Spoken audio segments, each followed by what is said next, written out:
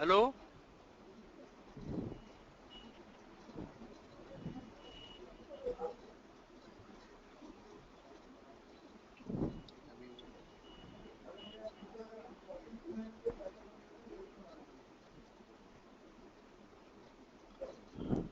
Good evening. So today we are here to discuss the latest innovations as far as Asia power quality initiatives and the power quality problems are concerned.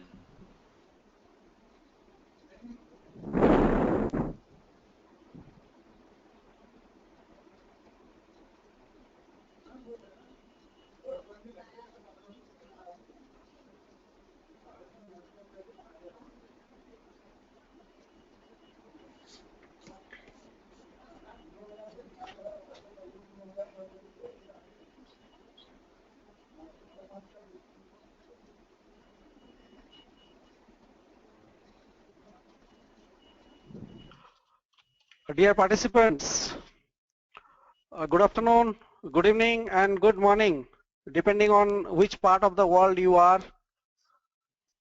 It's a pleasure to welcome you today to our 2015 webinar series, the first one. Earlier, we hosted webinars on various topics during 2014.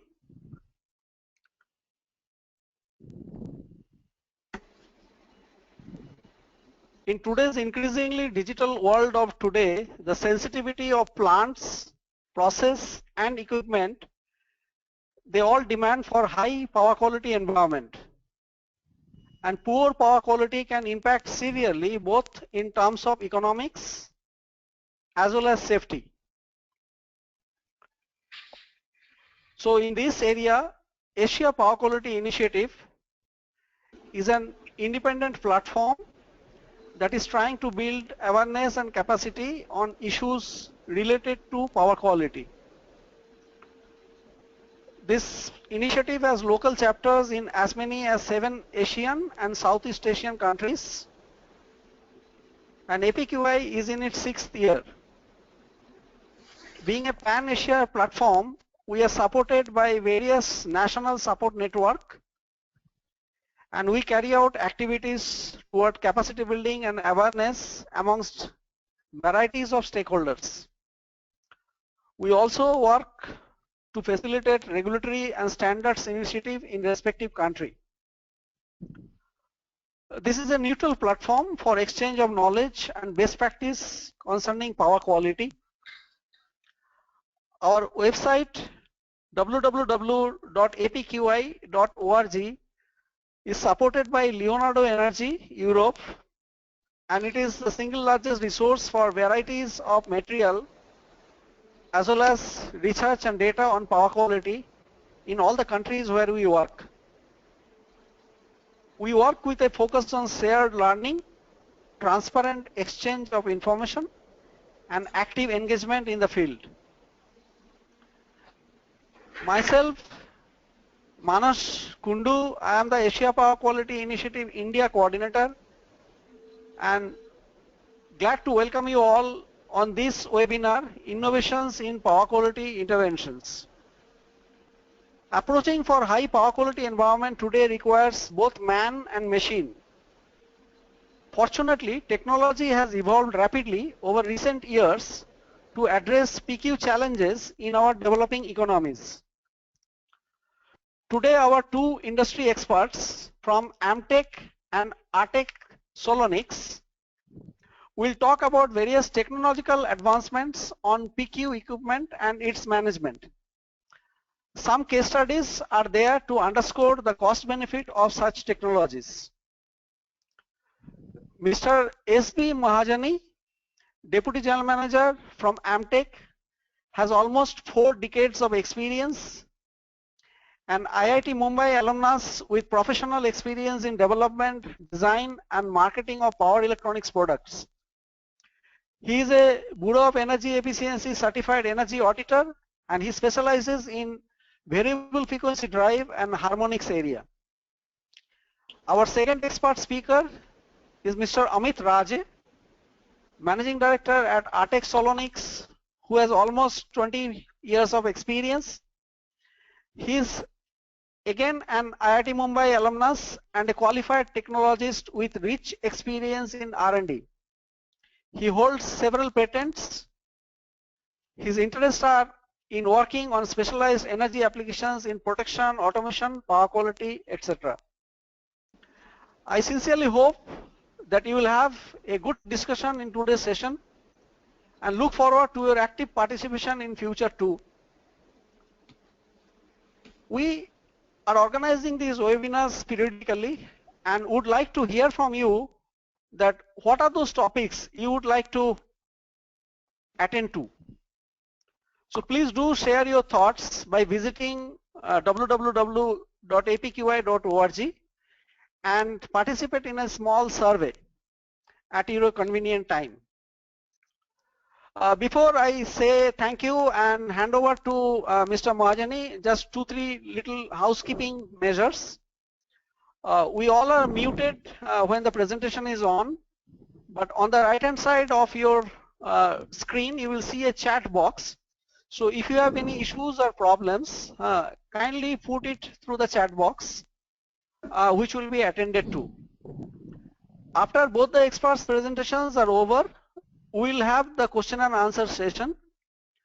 Kindly put your question into the chat box, and also if you are in a position, kindly mention to whom you are addressing that question, which will help us in addressing. So both the speakers will have half an hour each for their presentation, followed by another half an hour of the question and answer. Later we will send you the presentations as well as the question and answer compilation. So I thank you once again for participation, and I now hand over to Mr. Mahajani.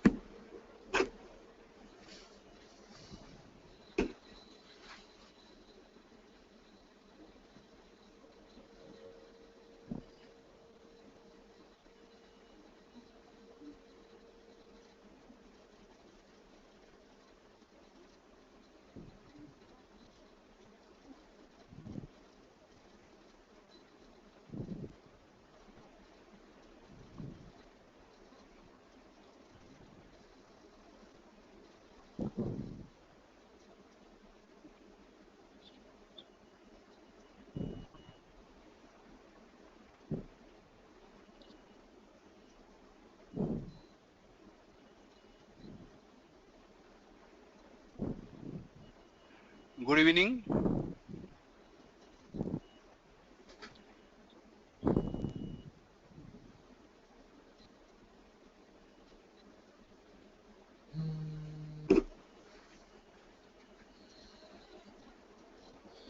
Good evening. I hope that you are able to see the screen on which the slide is there.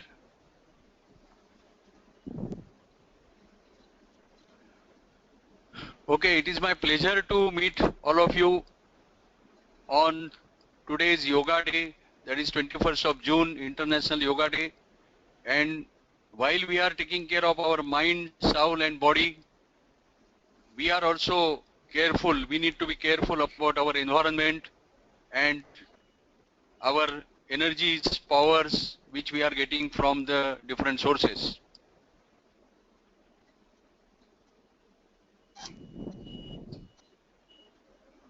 Now, I will start with the first slide, which indicates that out of so many power quality problems, about 22% problems are because of the harmonics. And today we are touching this particular important issue of harmonics. What is happening? What are the problems created by harmonics, and how new technologies are taking care of them?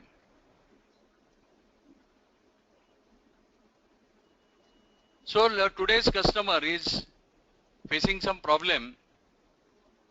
He says that I am having a failure of PF capacitors, abnormal heating of transformers, unexpected blowing of fuses.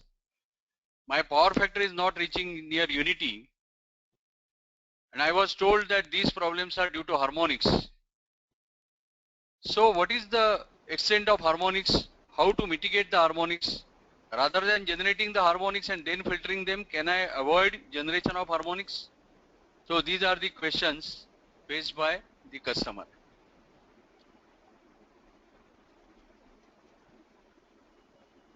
Now,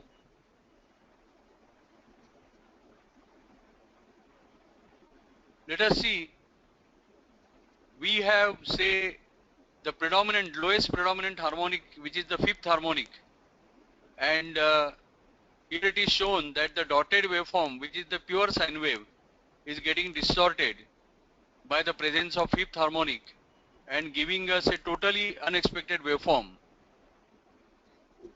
And how these harmonics are generated? Say if you take this particular example, which is an example of nonlinear load, where the voltage E is a sine wave, whereas what you get at the input of the circuit is the current I, which is not a sine wave, so it contains the harmonics. And when such a distorted current is there and it is coming from a source with a finite source impedance Rs, you find that the voltage that is received at the receiving end, it is no longer a sine wave. It is getting distorted and it is appearing like a flat top waveform. So how do we take care of this problem? The sent voltage is sine wave, whereas what is received is not a sine wave. So how do we take care of that? Before we come to that, let us see what are the impacts of this harmonic phenomenon. Say the power factor improvement capacitors are overloaded as they are drawing very high current in presence of high frequency voltage. Neutral cables are loaded with triplen harmonic, that is third, sixth, ninth, multiple of third harmonic currents. And relays, solid state relays, MCCBs, they are malfunctioning. They are leading to, say, tripping before the operating point. Generators are overheating in coils and cores. Communication lines are getting disturbed because of the harmonic near to 800 Hertz. Audio equipments, home appliances are getting affected due to flickering and noise due to harmonics. Computers face wobbling screen. Watt-hour meters, which are conventional digital meters, no longer read the current or voltage or power correctly because of the harmonics. Power fuses, they are blowing due to excessive harmonic current. Transformers are getting heated due to higher harmonics and due to the copper loss and iron loss, which are increased due to harmonics. So all these problems are created because of the harmonics. And now, how do we take care of this? Even you see our KVA, that is the resultant of KW, KVAR and KVH. KVH is the third component added by the harmonics, and that is actually increasing the KVA like anything. If you see the power factor, power factor in a harmonic free environment where clean sine waves of voltage and current are there, the power factor is very simple, cos phi, whereas when we say have distorted current or distorted voltage, the power factor assumes a new definition, that is, it is a product of cos alpha, that is the displacement factor, and the distortion factor, which is the ratio of fundamental to RMS of voltage and current. So even the parameters like kVA and power factor, they are getting disturbed by the presence of harmonics. You see, because of the third harmonic currents, they are co-phasor. They are no longer cancelling in neutral and they are getting added rather, and they are overloading the neutral, which can lead to open circuiting of the neutral. So we have disturbed ratio of peak to RMS due to harmonics. As you can see, the various harmonics are having different effects on the current and the peak, and the ratio of peak to RMS is changing. So now, first let us see how this problem is created. This particular slide shows you the rectifier, three-phase rectifier followed by capacitor, which is a building block of UPS systems, rectifiers, variable frequency drives, DC drives and everything. So that is the basic block which is governing the performance of all these equipments with reference to the harmonics. In fact, if you see this oscillogram, the harmonic current is really 62%. That means the majority of the current is impure current.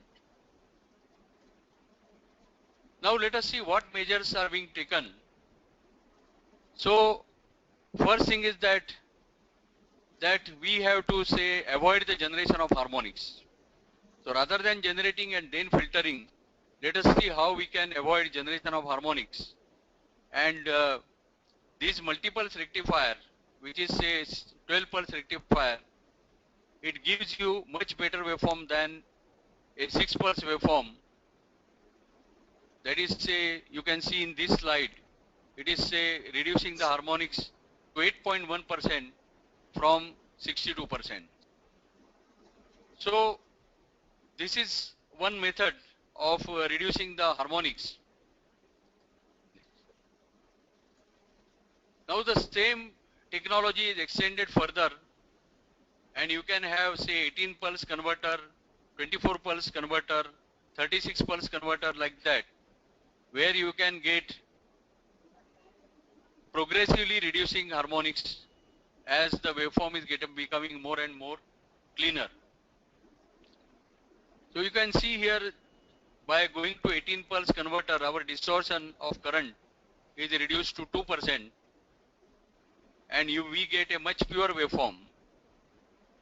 And this has happened proactively, that is, we are not generating any harmonics, but we are taking care of the harmonics at the generation point itself. But what happens when the harmonics are already present?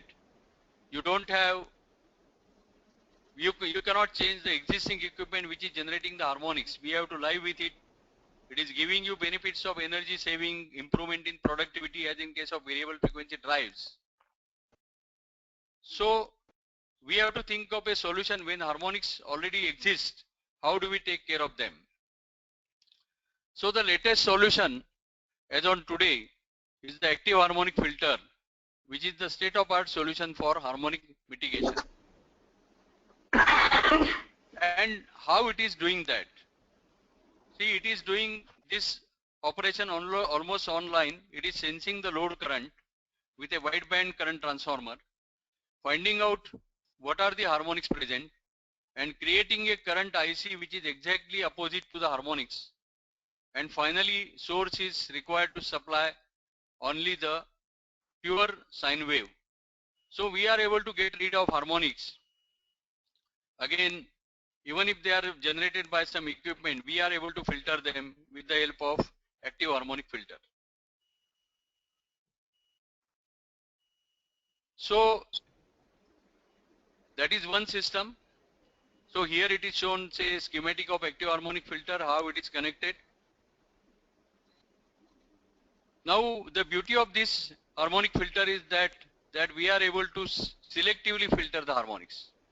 What we need to do is that in a particular plant, we have to find out which is the harmonic which may be causing, say, resonance in that particular plant.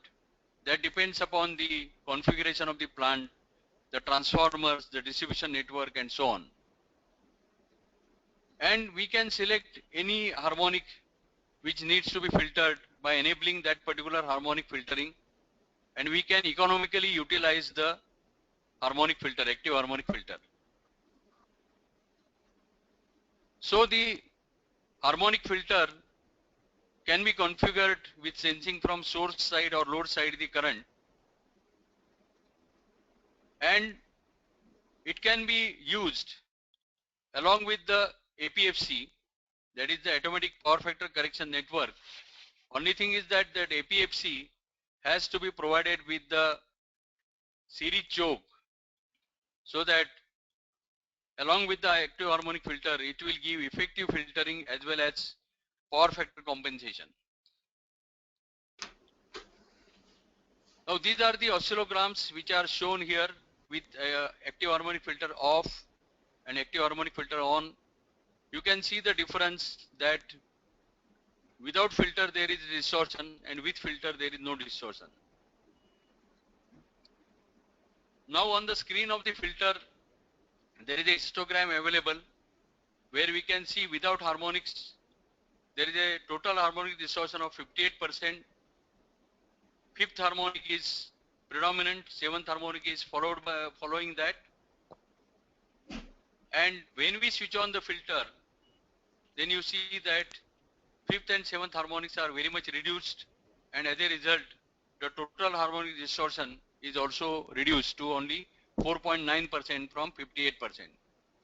So this shows the effectiveness of active harmonic filter, how it is able to reduce the harmonics and how we can selectively do that. This is what is there in the frequency domain, where you see in the frequency domain presence of predominant harmonic 25th and 5th and 7th, that is 250 Hertz and 350 Hertz. And when you filter it, you will find on the frequency domain that again those 5th and 7th harmonics are reduced. Now there are commercial buildings where there are single phase loads, like say there are computers, thousands of computers in a building, and they are generating the harmonics in the neutral. As we discussed, the triplet harmonics they accumulate in the neutral. So this particular 3-phase 4-wire filter is able to take care of neutral also. That is why there is a fourth arm which can make the neutral free of the harmonics. So active harmonic filter is giving a total solution. Whether the harmonics are triplet harmonics or other harmonics, it is able to take care of both. Now again there is a state-of-art solution which is much better than even the multiples converter, that is the active front-end converter. So that converter is utilizing rectifiers instead of IGBTs, and this particular configuration is able to draw only sine wave current from the source, even if the load current may be demanding harmonics, or maybe load current may be distorted. Again, this particular block is giving multiple advantages. It is able to give a 4-quadrant performance, particularly in case of drives, where say there can be torque and speed positive in first quadrant, where the power is motoring power. In second quarter it is regenerating power, but with the speed same as in the forward direction. In the third quadrant it is a motoring power, because both the torque and speed are negative, so their multiplication is positive. And in the fourth quadrant, again the torque and speed are opposite polarities, so it is regenerating but in the reverse direction. So in this case also the PWM converter or active front-end converter is able to give the bidirectional power flow along with the reduction in the harmonics. It is also able to improve the power factor. So there are multiple advantages with this technology, and it has got many applications because of this. Say if you consider harmonic suppression alone, then waterworks, cable car, lift, blower, these are the applications. If you take say regeneration advantage, then cranes, elevators, centrifugal separator, test cells, power, unibinders, and so on. Then common DC bus, where multiples of inverters are connected in paper plant. There also active front-end converter is supplying the common DC bus.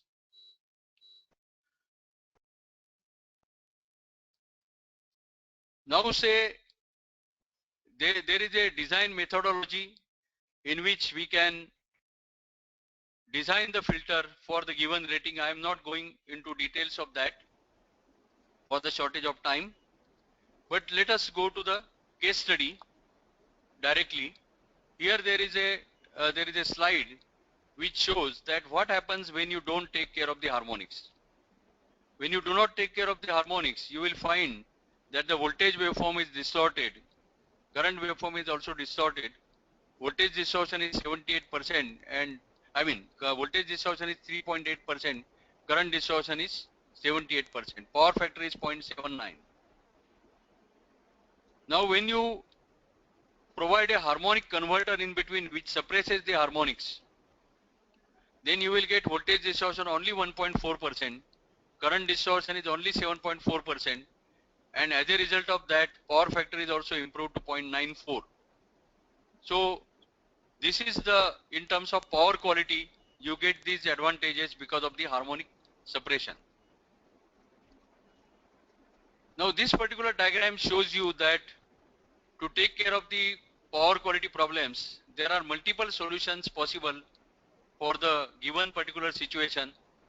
You have a dynamic voltage compensator, you have dynamic sag compensator, active harmonic filter, active front-end converter, passive harmonic filter, and so on. So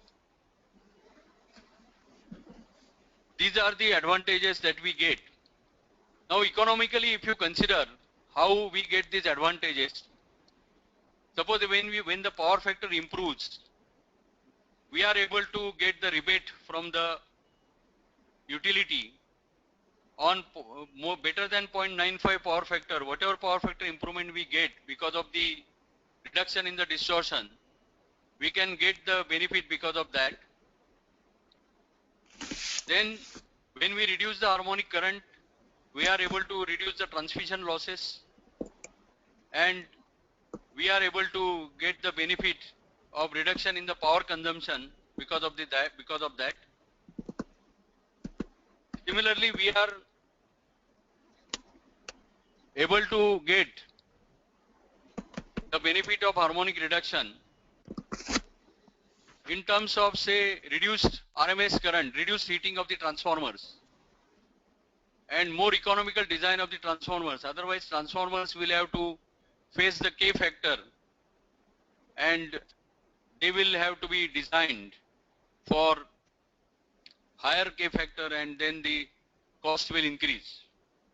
Similarly, there is a problem due to higher currents, higher harmonic currents, and because of that we are not able to get the required benefits from the equipments.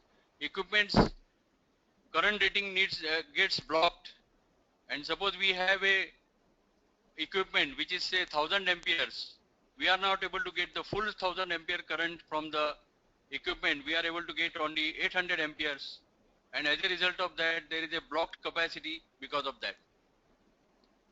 So we are not able to utilize the equipment fully in that condition, and we are losing because of that. Similarly, there is a power factor, there is a problem due to power factor, that we will get a penalty because of that.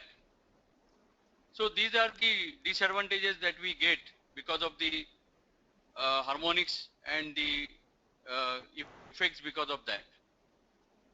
So what I mean to say in this particular presentation is that we need to take care of the harmonics. There are latest equipments available which can take care of the harmonics, and we are able to get the benefit because of that.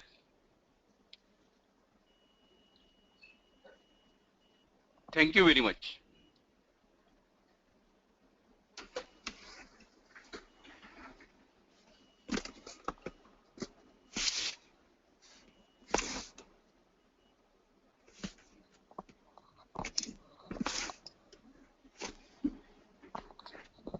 Well, good afternoon to everyone. It was nice to hear from Mr. Mahajani about harmonics and various mitigation possibilities. I will be talking in this presentation on some of the innovations in power quality interventions. As we get started, let's take a look at this very interesting light map of the world. This is a satellite image of the world as seen in the night, and what's interesting is one can get a very fair idea about the level of electrification, which is also commensurate to the kind of development that has happened in the world. And particularly if we look at Asia and within that India, you find that there is a reasonably generous spread of light and electricity.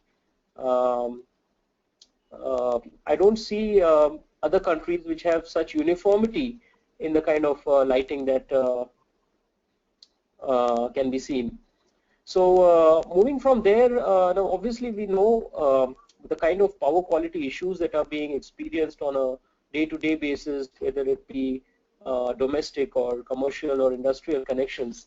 And I'm going to show some interesting problem areas and some pain points and some innovations that can help address them. So my discussion points will be some of the real-time issues for industries and high-end consumers, and also some innovations in the power quality sector in India, some real-life examples and some case studies. Now, I'm sure you know, the audience would be familiar of some of these problems that one experiences from time to time. This is you know, process trips, process continuity issues, downtimes are quite the norm. A lot of times one has to deal with equipment damage issues, and generally the root cause analysis refers to some kind of an out-of-spec use. There could be safety-related incidents or accidents that happen, which also have a strong bearing on power quality. Tariff issues, unanticipated bills that land up that need to be justified is a challenge area. A lot of times in good faith, a lot of efficiency building or cost cutting measures are taken up, but then they end up being not so productive.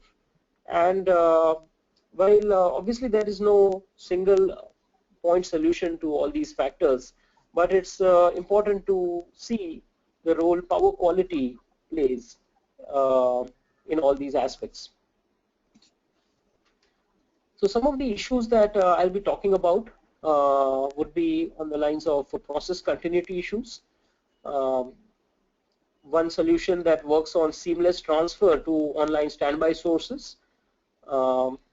Most of the times we address process continuity needs by providing backups, but the reliability of backups is also a very sensitive issue that needs to be taken up. Uninterrupted power systems, UPS systems, are generally considered the one-point solution, but then they also impose their own challenges on the system. And who hasn't heard of spurious trips, which are almost unexplainable in terms of what has really happened, but ultimately they hit the process continuity aspect. I will also be looking at safety and operational flexibility issues. A lot of times those within plants who are provided or who have limitations of a certain distribution system do not have the operational flexibility to say close a tiebreaker and increase the kind of spinning reserve on a system because perhaps their short circuit levels and the fault levels get compromised. And there are several cases we come across where people do indeed take that risk, but that is at the expense of safety considerations. There is a lot of play in the regulatory environment related to power quality. A lot of tariff measures are coming up, some of them being centrally driven, some of them being state specific, and they are hitting upon the dynamic reactive power compensation issues and also harmonic filtering as discussed by Mr. Mahajani a little while ago. So let's look at some of these. I'll start with a subject close to my heart. It's a technology called fast bus transfer systems. It's really been out there for a long time, now more than 30 years and more than a few hundred systems executed all over India, mostly in power plants, thermal, nuclear, or also process industries, petrochemical, chemical, also hydro plants we are getting into. So very interesting areas, but the key issue technologically is this, that if you have a bus which is having some critical motors running, and if you have an option of a standby which is relatively independent, can we transfer the critical motors from one source to another in case of a trip or in case of any contingency of its original source without any disturbance to the process itself? And one has to deal with issues related to the spin down characteristics of the motors. So as you can see over here, this is the profile in red is actually the spin down, the back EMF exhibited by the motors on a unit auxiliary bus of a power plant during the time before it transfers from one source to another. And in this case, both these sources happen to be synchronized to the same bus. But then one can come across other situations where one needs to deal with asynchronous sources too, and that becomes a much more challenging problem to tackle and requires some very innovative measures. So what we are looking at are aspects of identifying the spin down characteristics of a bus. This is a phasor plot of a bus as it's spinning down, both in terms of its voltage magnitude as well as its phase angle. And one can see instances of this kind where the bus is actually taking its own time, roughly about 1 second in this case, to reach an under voltage condition. And during this time, the loss of synchronism is also gradual. This depends on the kind of system characteristics of the motors and some real-time characteristics on the dynamics of the system. So when one actually does something like a fast bus transfer, in this case in the order of less than a cycle, one can see that the voltage hardly dips before it gets transferred to another source, and effectively the motors do not really see any tripping, and the process continues to be serviced. Let me take everyone to another aspect where I mentioned about backups. Now, a lot of times we have DG sets as backups in commercial installations, industrial installations, power plants, oil pumping stations, and so on. IC engines, of course, are ubiquitous ever since the Industrial Revolution introduced them. But what's very interesting is that when we are relying entirely on batteries to do the job of engine starting, one has to appreciate that the cranking of a system, cranking of an engine actually requires a pulse power for a short duration of time to overcome the initial friction of the starter motor. And once that is done, the kind of current that's required is much more nominal. So when we are actually having a battery, even let's say in a car, we are actually sizing it as per the pulse current requirements because the actual energy requirements are quite low. And that's where an interesting innovation and a technology has been introduced. The cranking systems here are actually able to provide for a few hundred milliseconds a very high pulse power. And in effect, as you can see from this slide, this is a fire engine pump which has two big battery sets on it, and this has been reduced to a system which is far more compact, lightweight, but more importantly, a battery which has a typical life of a couple of years and a charge-discharge cycle limitation of a few thousand at best, is replaced by a technology which has a few 100,000 charge-discharge cycle capability, has a typical 10-year life period, and is what you see is what you get kind of a technology, in the sense the voltage that one can see on these devices are commensurate to the amount of energy that they have, which is very unlike batteries. The problem with the batteries is the high anxiety factors. You look at a battery and you see them to be charged, but when it comes to delivering the load, there's a good chance that they fail on us. So these are some of the progressive customers, progressive agencies, progressive organizations who are actually exploring these technologies and its multiple dimensions.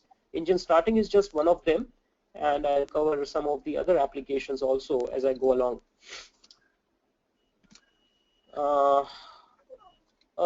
You know, a snapshot of a lot of photographs.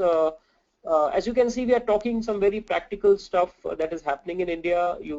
There are mining installations where we are doing reliable engine starting of earth-moving equipments, diesel shunting locomotives, consuming a huge amount of diesel during idling period, and we are increasing the reliability of such shunting locomotives by having the same cranking technologies being introduced. And of course, they are being tried even in two-wheelers or automobiles, but still a little time before these technologies mature for these applications to come to. Portable equipments are also quite useful in fleet applications. And this is again another example of a fire engine system. Important thing here is that while a lot of effort and expenses and capital investments have gone into providing these backups, let's say in power plants for jacking oil pump, oil lubrications and so on, the weakest link in the whole backup systems very often boils down to the batteries, and that's a situation that now has some promising alternatives to look at. Let me come to the aspect of uninterrupted power, this time on the AC side. I'll talk about two technologies here. One which we work in association with an American company called SMC Electric. The concept is very interesting.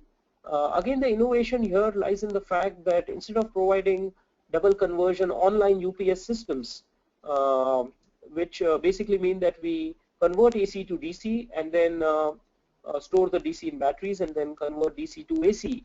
The efficiencies at every cycle continuously come into play, and this results in you know, a lot of losses in the system on a continuous basis.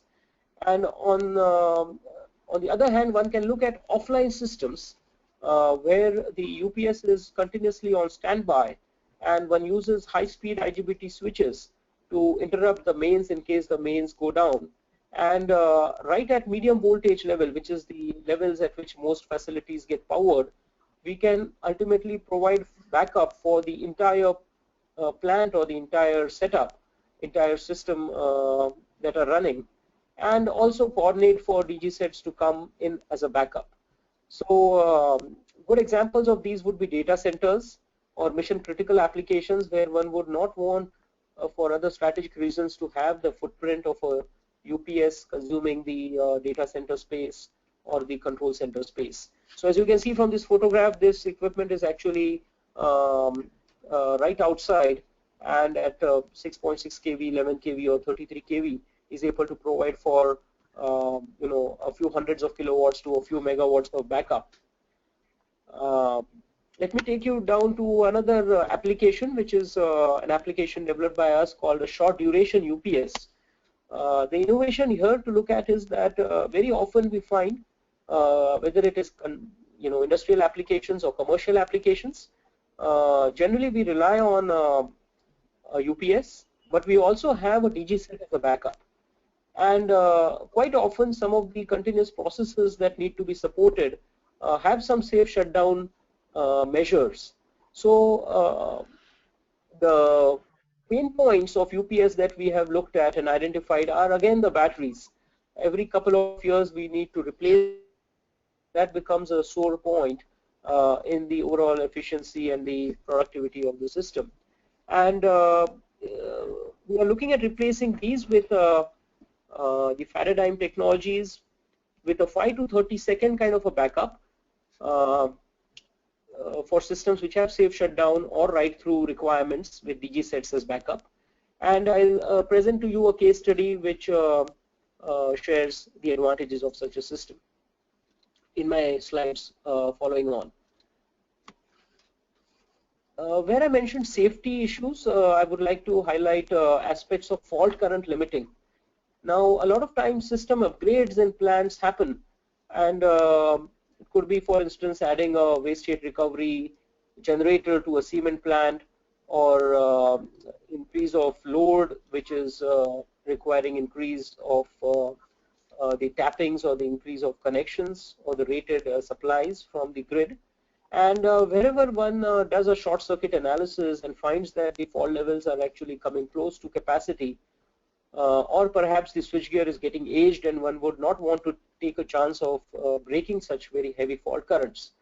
The issues that come into perspective is whether one has the option of whether one needs to replace the entire switchgear, or for that matter introduce reactors. Now the problem with reactors is the moment we introduce reactors in a circuit, it adds to the voltage regulation issues, it also adds to continuous losses. So this technology, this innovation is called current limiting protectors. The idea being that there are bus bars designed. These are medium voltage systems right up to 38 kV, few thousand amperes. We have a bus bar which has designed with specifically weak points, and in parallel there is a fusible element. So since this is a bus bar, 99% of the current is actually flowing through this bus bar, and the losses are very low, typically of the order of a few watts per phase. But in case there is a very high fault current that is detected, there is an electronically controlled explosive that opens this bus bar and diverts the current to the fusible elements. In effect, one can see that the currents can be limited to quarter cycle or half a cycle, depending upon whether it's a symmetric or an asymmetric fault. And the overall I square T that goes into the fault, which is responsible for the consequential damages that happen inside a fault, as also the peak current so that the system sees at the time of clearing, is going to be quite limited. I'm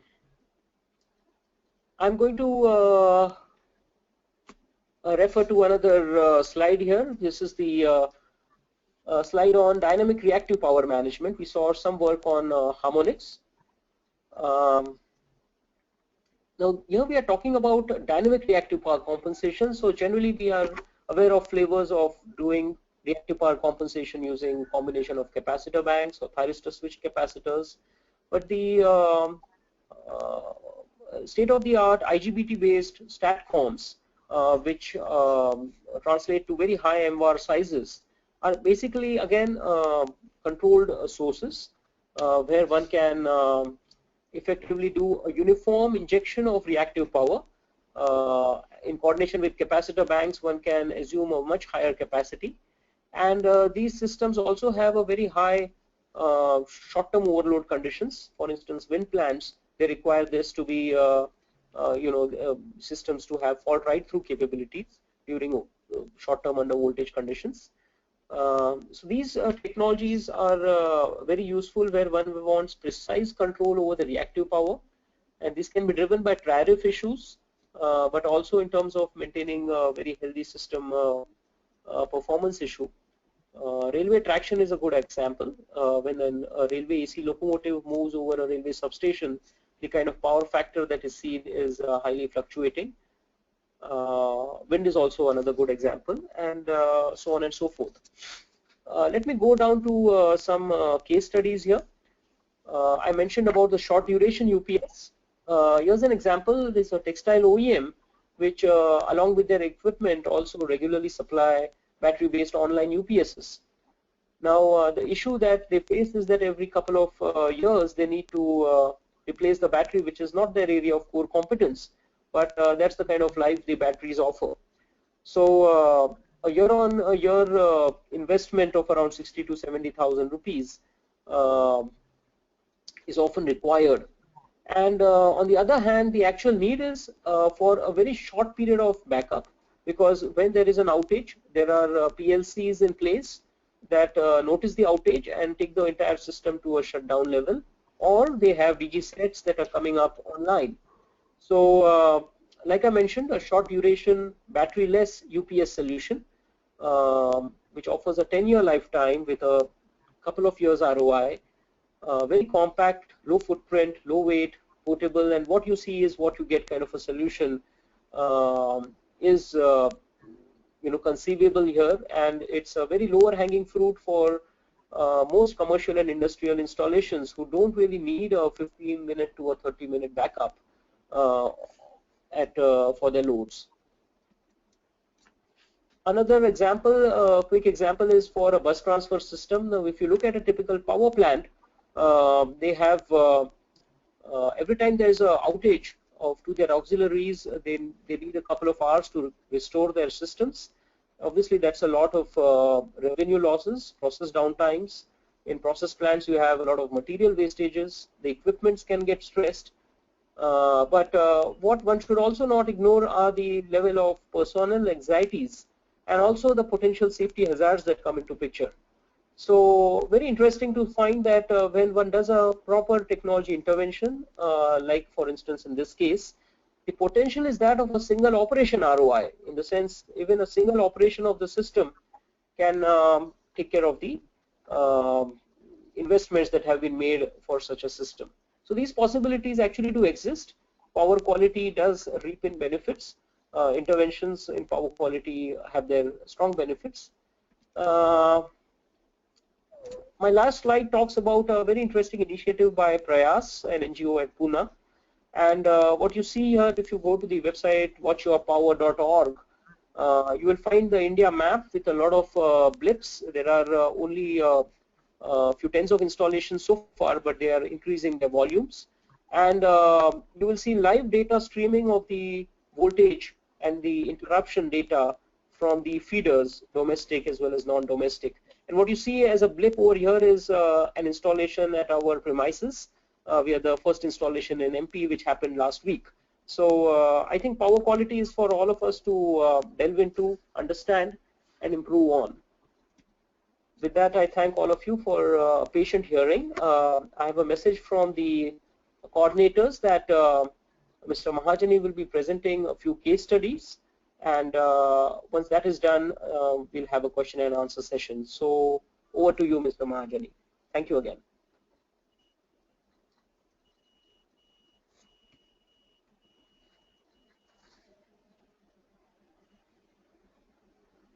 Yes, I'm glad to come back to the audience again.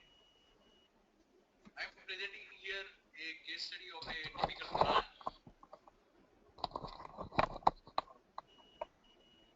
Typical plant where there is a case study on how the money can be saved with the help of harmonic filtering.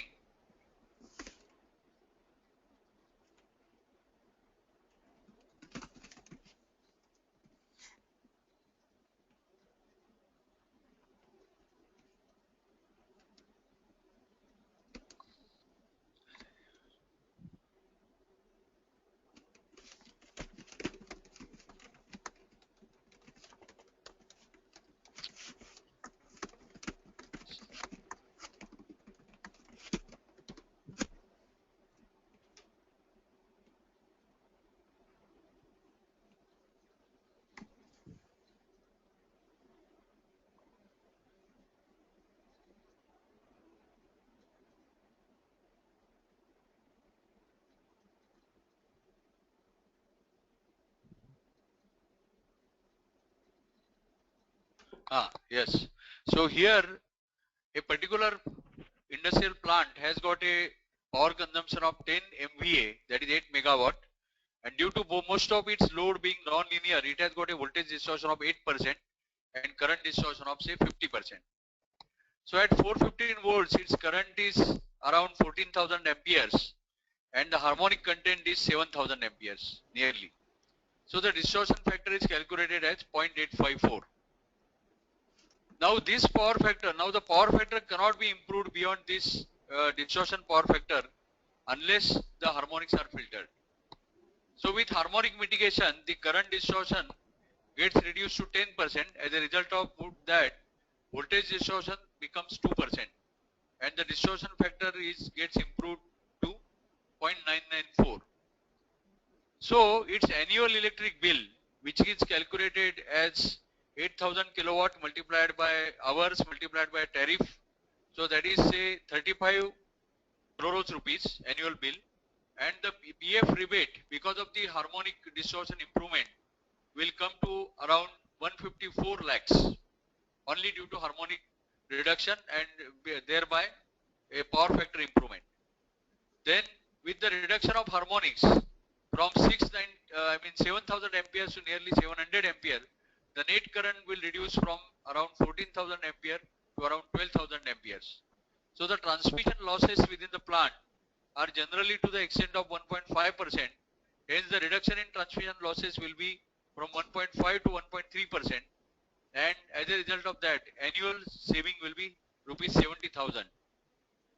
Now if the plant has got 10 crores equipment having life of 10 years, and if the life expectancy increases by 20%, as the equipment will run more cool and under less stress due to harmonic reduction, there will be benefit of around 20 lakh rupees per annum because of this particular factor. And when the equipment blockage capacity, see about 20%, the equipment because it is blocked current capacity of say by 20%, you will lose annually rupees 20 lakh on that.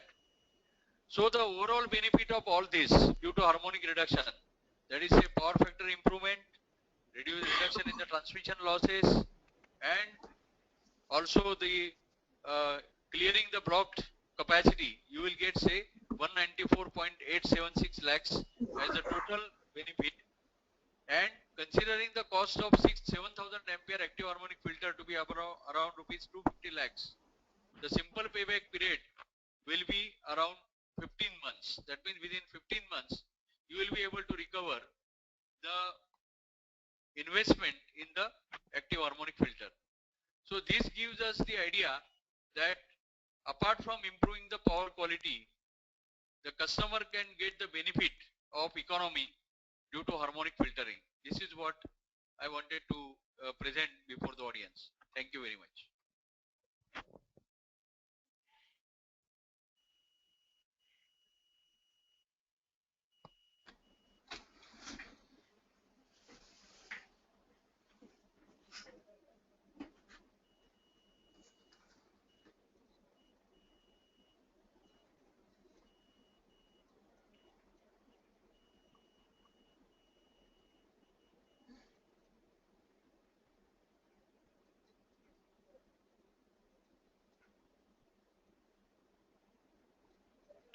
Well, thank you, Mr. Mahajani and Mr. Amit.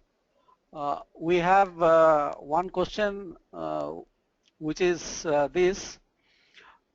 Which PQ issue is predominant in Indian industries in general, and what technology can be used to reduce it? I would request Amit to respond to this, please. Sure, Manas. If one were to take a larger macro view, Indian industries are fundamentally challenged with availability issues to start with. So, looking at simple, SAIDI and SAIFI and availability metrics, the kind of regular power supplies that we get, and when we get them, whether they are true to certain voltage levels and profiles, is continuing to be a challenge. Fortunately, the regulatory agencies have taken a strong note of it, and I think the grid discipline is strongly being reinforced over the last decade. In terms of interventions, I think in general the industry is quite smart to adapt to the minimum level of interventions that are necessary to keep the show running, as they say. So there is obviously a big proliferation of backup power that we see all around. But then obviously in terms of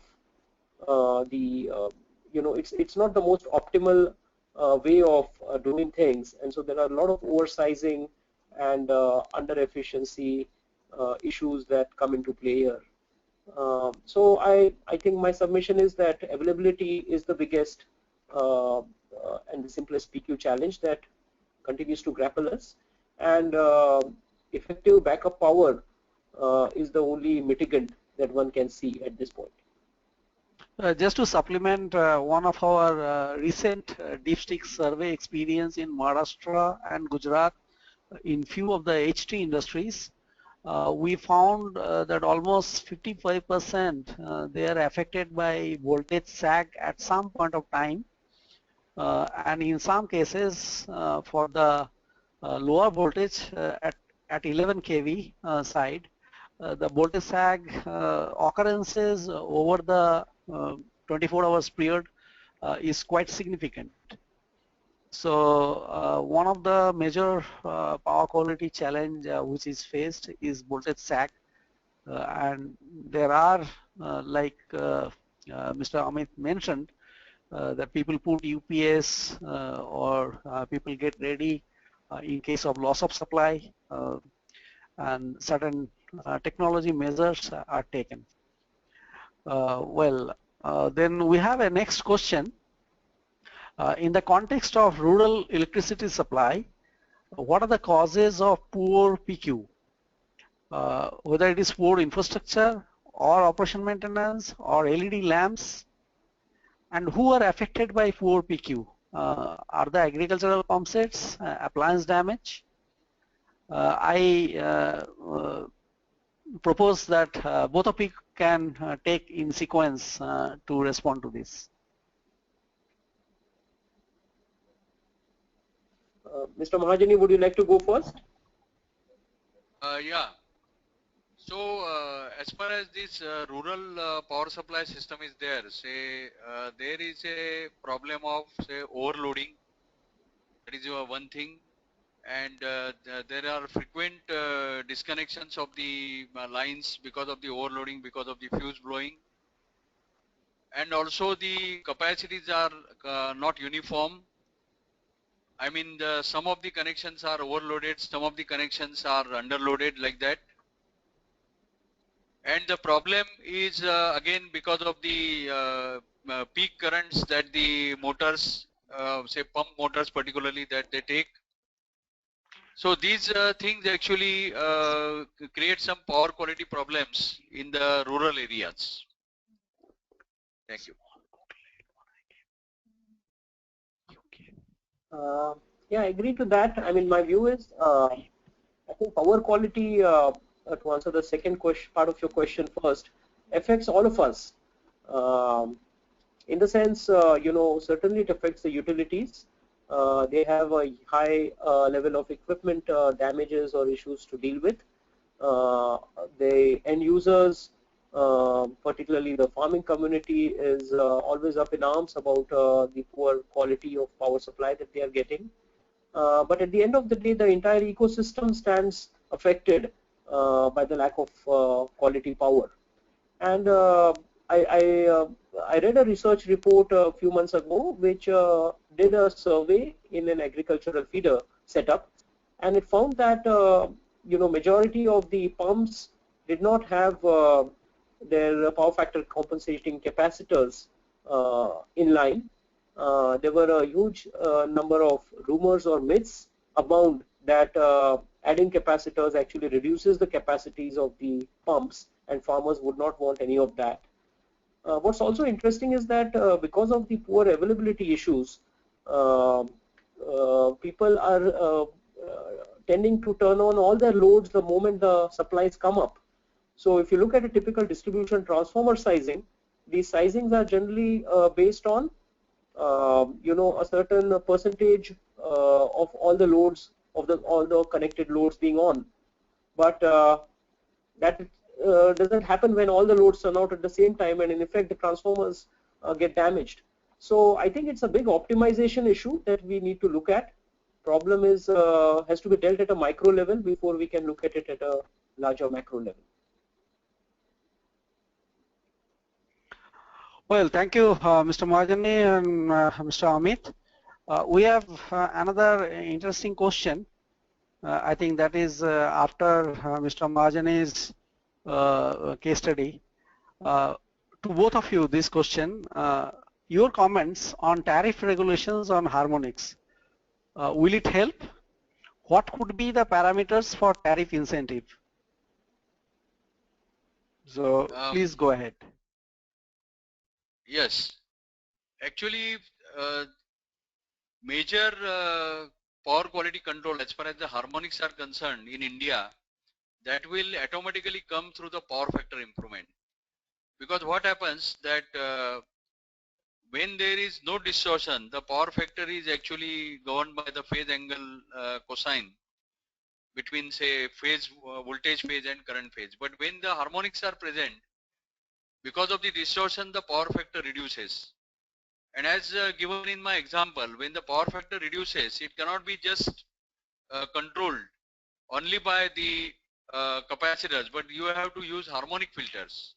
So naturally, when you improve the power factor, you will automatically improve the voltage and current distortions, and that way power quality will get improved. But say apart from that, if we try to say maintain some ethics as far as the power quality is concerned, like say voltage distortion should be within this limit and current distortion should be within this limit, if we say have some regulation like that, then even the customers equipment will get protected by that, and whatever long-term effects of that, which say somebody may not be appreciate as on today, those long-term degradations can be taken care of by this type of improvement. So some regulation will be definitely required, and it should be uniform throughout the country, so that one thing is that everybody will be knowing that the importance of this subject, and also people will be benefited by this. Thank you. Well, I may supplement, but before that, Amit, you have any views on this? Yeah, I have a simple view that tariff and regulatory interventions are required when we realize we are not taking enough self-initiatives about it. I think Mr. Mahajani also in his presentation covered two aspects. One is harmonic mitigation, and two is avoiding harmonics getting created in the first place. So either we act out of discipline, or we need some disciplining. And I think that goes to the kind of society we live in, whether we believe that punitive measures need to be introduced before we straighten up, or having understood the problem, we can deal with it. I have a short experience about 10 years ago when I met a Japanese professor, and we were talking about IEEE 519, and he said, we don't see any interventions required in Japan, simply because, having realized it's a polluting aspect, we design equipments that have front-end converters which do not introduce harmonics in the first place. So I think it goes to what culture we would like to imbibe. That's my very well said. In fact, I wanted to supplement like this. In this country, we have law which says that while driving two-wheelers, you must put helmet on. And many of us, we feel that we are saving somebody else's head, not our head, by adhering to that law. So in that circumstances, given the environment of our plants, I think if we do the PQ mitigation by ourselves, we save a lot of money, which we have seen in some of the case studies. So if the tariff regulation and right kind of incentive penalty mechanism is in place, it will only help in improving the overall ecosystem. Good. With that, we go to the next question. This is again for both of you. Have you all seen any change in power quality awareness over the last number of years? Yes, definitely. We are in fact in this particular activity since 2001, and I remember whenever we used to do harmonic audits in different plants, what will happen is that customer will simply get the harmonic measurements done, the report will be produced, and it will be simply filed without any further action. But now what is happening is that they are not interested just in measurement, but they are also interested in the mitigation of that, and that is why they come forward with the requirements for the filters. And if we have that product, then we can give end-to-end solution. And this is one change that is observed, that they are not just satisfied with the measurement, but they are also wanting the actions to mitigate that. Thank you. Well, Amit. I concur with Mr. Mahajani's view. I think today there is a strong focus in every organization on the bottom lines, and with that people are looking at every aspect in far more detail. And if there is a business case that one can make for a power quality intervention, people are ready to look at it very seriously. Good. We have another next question. This is to Amit. Your opinion on solar microinverters, which may increase soon from the power quality perspective? Well, you see, no doubt, solar is being touted as a very strong backup to our energy needs. Now, microinverters, once they get interfaced to our systems in an on-grid kind of, I'm presuming you're talking about on-grid situation, is creating its own set of challenges, islanding requirements, protection requirements, etc. I think there is a lot of work that still needs to go to address holistically the kind of standards we need to adopt. We should find a way to technically address them. It's coming of age, and what's good to know is that in many countries such as Germany particularly that I have studied, they have been able to nicely integrate solar with their grid systems. So there is a way there, and we should be able to find that. Great. We have another question. I think it is appropriate for Mahajani sir to respond. But it looks little trivial question in my opinion, but please apply your judgment.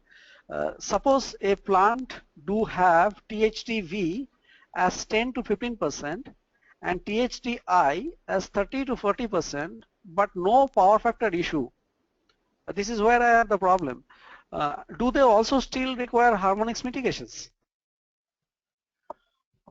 First thing is that when you have, say, that level of voltage distortion, which is say 10 to 15%, which is very rare situation, and current distortion in that case has to be much more than 30%. But suppose if you assume that, then the distortion factor itself will be around 0.8 or so, and in that case definitely the power factor cannot be improved just by capacitor. So you have to use the harmonic filter for that. So in that case, definitely without, I mean, there cannot be the case that there is no power factor issue. There will be issue of power factor. In fact, electronic meter will certainly indicate poor power factor in that case. That is one thing. But apart from that, such a heavy voltage distortion will not permit the sensitive equipment to function properly, and even the transformers and other equipments will be getting overheated because of that. Even the power factor capacitors will not stand a voltage distortion of that much, that is 15%. So in any case, the harmonic measures, mitigation measures will have to be taken, and the power factor also, I am sure it cannot be, it has to be poor only. It will not be more better than 0.8 in that case. Thank you for that clarity, sir. We have another question for Mr. Amit. Can batteries be totally eliminated while starting an IC engine? What about recharging of ultra capacitor for the next cycle? That's a good question. You see, a lot of times batteries and ultra capacitors, they play a symbiotic role.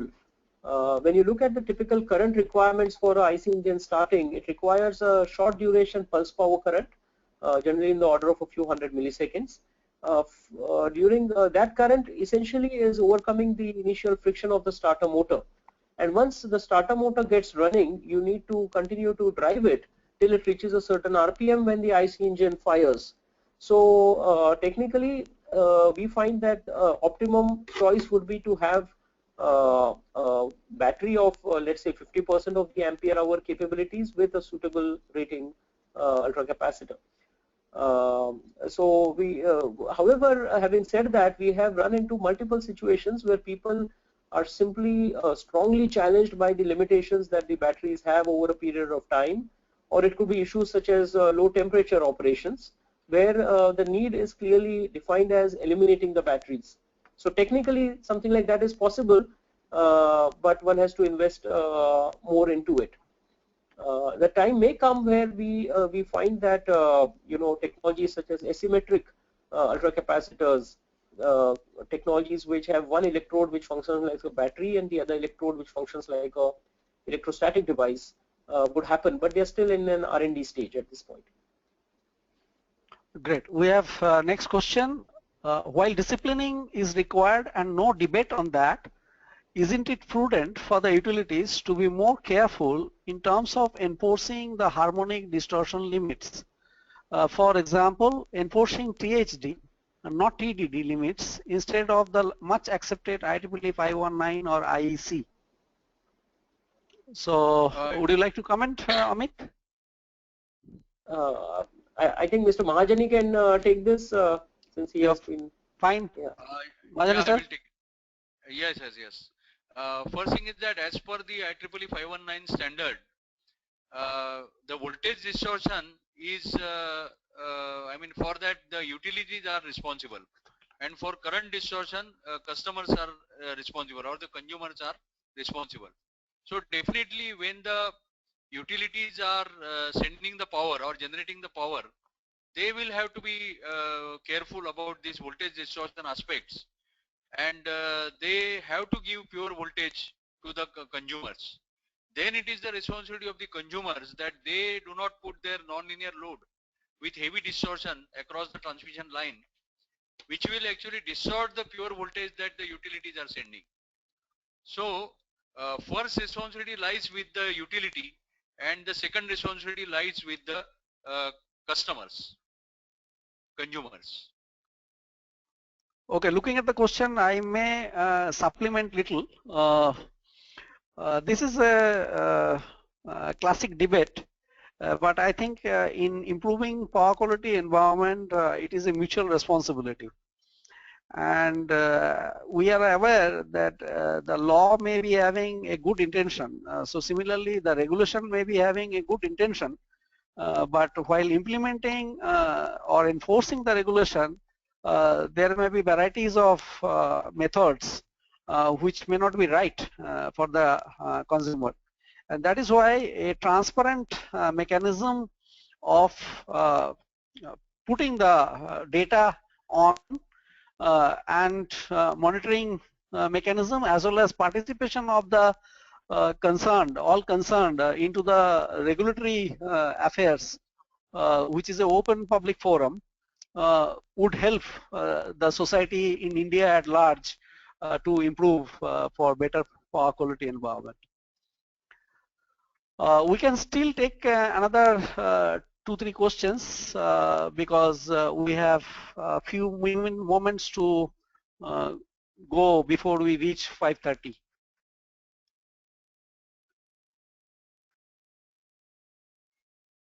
Okay, we have another question.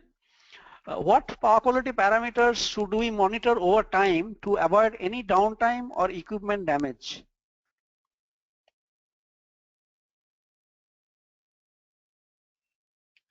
Shall I answer?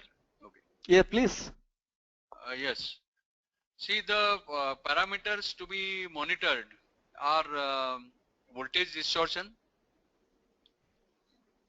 and also the current distortion. Because if the voltage distortion is there, then it may affect even the plant equipment. And if the current distortion is there, it will affect in turn the voltage distortion, and as well as the transmission line will get affected. Of course, it depends upon how much is the load offered by that particular customer. So these two are there.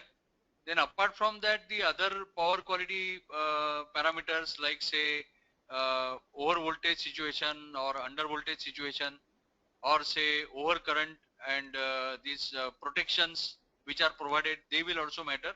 But as we are more talking about the harmonics, they definitely, the voltage distortion and current distortion are to be monitored. And now we have seen customers are putting the meters in their plant to monitor these parameters. And we have another interesting technology which many of us already are familiar with, which is thermography.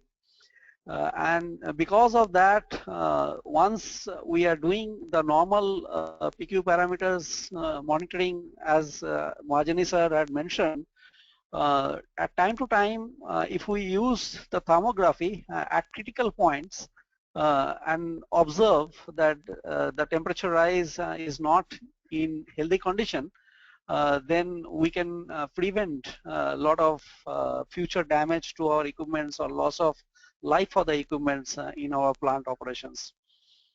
Okay, we have one interesting question for Amit. What is the payback period in 500 megawatt power plant if we use BTS? Well, like I said, typically these paybacks are in the order of single operation. If you take a typical 500 megawatt installation, and if one were to assume that a non-operation of a bus transfer system may result in downtime of a few hours, then we just have to do the maths in terms of the loss of revenue, apart from the many other costs that are associated. And there are several, in fact, equipment damage issues also need to be looked at.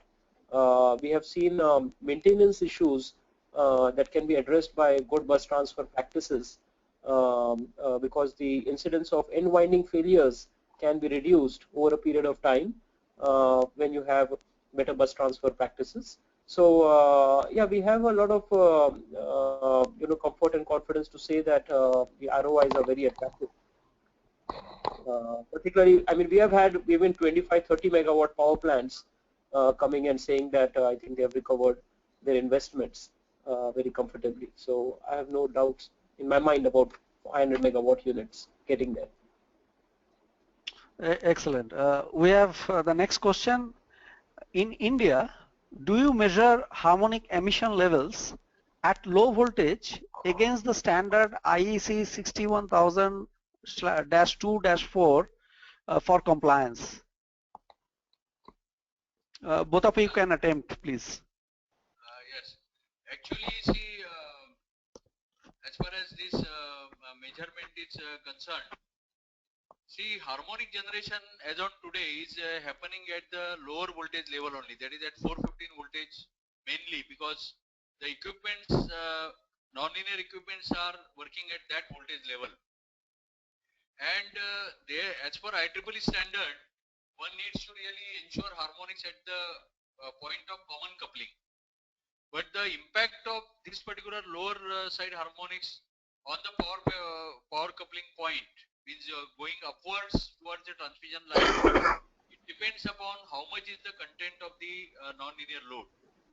But definitely measurement at the lower level, lower voltage level, will definitely help in assessing the power quality. Good. To my knowledge, in India at LT level, so far the utility does not do any measurement of harmonic emission, and as far as some of the equipments OEM manufacturer to comply with the IEC standards, they do the product EMI EMC capability test, which are available only if you are asking. So that is to my knowledge. We have another question which is again interesting. Do the THD is main concern or TDD, that is total demand distortion? Is it important to measure and trying to reduce? Yes, see, there is a difference between the TDD and THD. For example, I will just take a typical case of a drive. In case of a drive, when the drive is loaded to say full 100%, suppose the 100% loading the current is 100 ampere, then its distortion will be, say, let us say 30%. So harmonic current is say 30%. Now when the same drive is loaded at say a level of say 30%, then actually the voltage, the distortion of the current will be going towards say 70-80%. So THD as such will be increased, but TDD, that is the total demand current distortion, that will be again, because the harmonic current at say that 70% distortion will be hardly 14 ampere, because 20% of 70 is 14 ampere. So 14 ampere is less than the earlier say 30 ampere when the drive is fully loaded.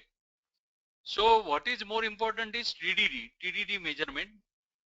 What is the maximum demand current that the plant is supposed to have, and what is the harmonic current in that demand current. So THD may pose a very high distortion and maybe high percentage distortion as such, but the current will be less because of the loading being less. So that is why the demand current TTD is more important than THD. Yeah, thank you. Another question, what is the regulation on utilities in case the harmonics are pumped into the user's system? In user system. Would you like to reply, Mahajani sir?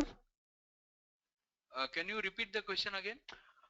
What is the regulation on utilities in case the harmonics are pumped into the user system? That means if utility is injecting harmonics in user system, what is the regulation prevailing? Yeah, that is what, see, the IEEE standard itself is making that very clear, that first thing is that the voltage distortion is a responsibility of the utility. So say that 5% on say up to say 151 kV level, 161 kV level, the distortion of voltage allowed is 5% total, and individual harmonics should not be more than 3%. So it is the responsibility of utility. Now suppose if any consumer is having too much harmonic injection because of the nonlinear load at his end, then the utility needs to take measure against that particular consumer so that he will reduce the injection of harmonics of current, and which will automatically take care of the harmonic voltages, I mean the harmonic distortion of the voltage. Okay, let me share some of my thoughts and experience in this, the regulation. In case the utilities inject the voltage harmonics, as Mr. Mahajani mentioned, they are also coming under the penalty under the standard of performance or supply code regulation of respective state electricity regulatory commission. Unfortunately, we at industries, we do not capture those information through right kind of measurement and present it our case very cogently before the regulator seeking compensation. But the avenue is there for many of the power quality parameters. If they fail to observe, the utility fail to observe the parameters, then they are penalized by the State Regulatory Commission after giving due process of hearing to both the parties, contending parties. So there is avenue that utilities can be penalized if you are pursuing it in the right way. Okay, with that we have the last question. The last question is this. Can we detect the direction of sag or swell? I think Amit, please attempt this. Yeah, well, I'm presuming you are talking about when you say direction, the power flow direction. Um, so assuming that, obviously if one has the right sensors in place, one can identify the power flow, which is determining either the power, the voltage sag or the voltage swell situation. Technically, I see something like that possible. I'm trying to understand what would be the motive in trying to do that. What is the advanced actions one would want to take? If you look at a typical, shunt connected devices that are used to address voltage sags or swells, they essentially rely on injection or drawal of reactive power into the system to maintain the voltages at a certain level. So generally speaking, they do not need to look at the flow. They are, being a shunt connected device, they are comfortable just looking at the voltages and then injecting or drawing reactive power from the system, and that generally works through. That's my broad opinion. Thank you. I think we had an interesting session and a good amount of discussion. We are just slightly over 2 minutes over our scheduled time. So with this, we would like to thank each one of the participants once again for having participated and share their questions. Please feel free to visit the site and put your opinion as well as suggestions into the survey. And we appreciate your time and we look forward to meet you once again. With this, we call today's webinar session as closed. Thank you once again. Thank you.